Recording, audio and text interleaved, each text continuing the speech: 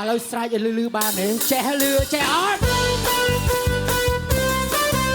ធ្វើតាមប្រកូន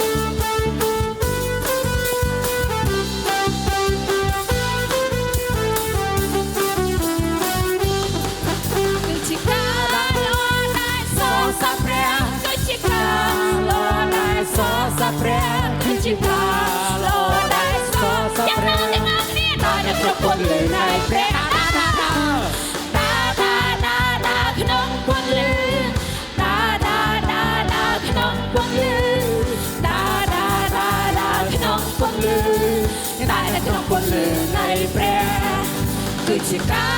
ល្អដែលស្រឡាញ់ព្រះគឺជាការល្អដែលស្រឡាញ់ព្រះគឺជាការល្អដែលស្រឡាញ់ព្រះទាំងអស់គ្នាលោកនៅក្នុងពន្លឺនៃព្រះលោកក្នុងពន្លឺក្នុងពន្លឺ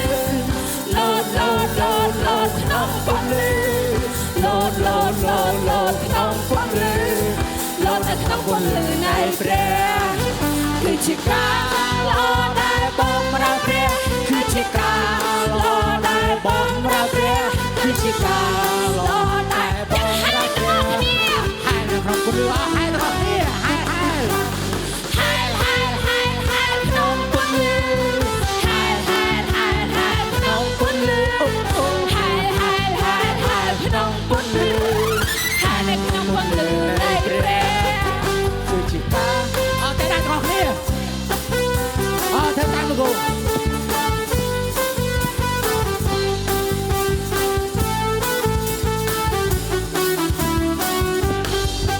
គឺជាការល្អដែលសរសើរព្រះគឺជាការល្អដែលសរសើរព្រះគឺជាការល្អដែលសរសើរព្រះយ៉ាងណាទាំងអស់គ្នាក្នុងពន្លឺនៃព្រះក្នុងពន្លឺ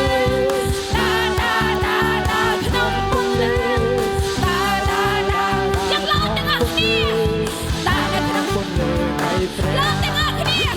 ឡងក្នុងពន្លឺឡងក្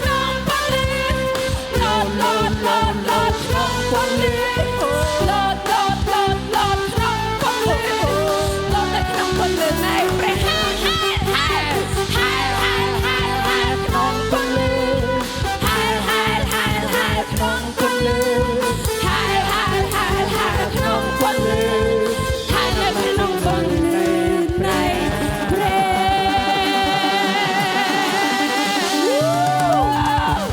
សំកំលេងមួយមកធ្វើតាមលោក1 2 3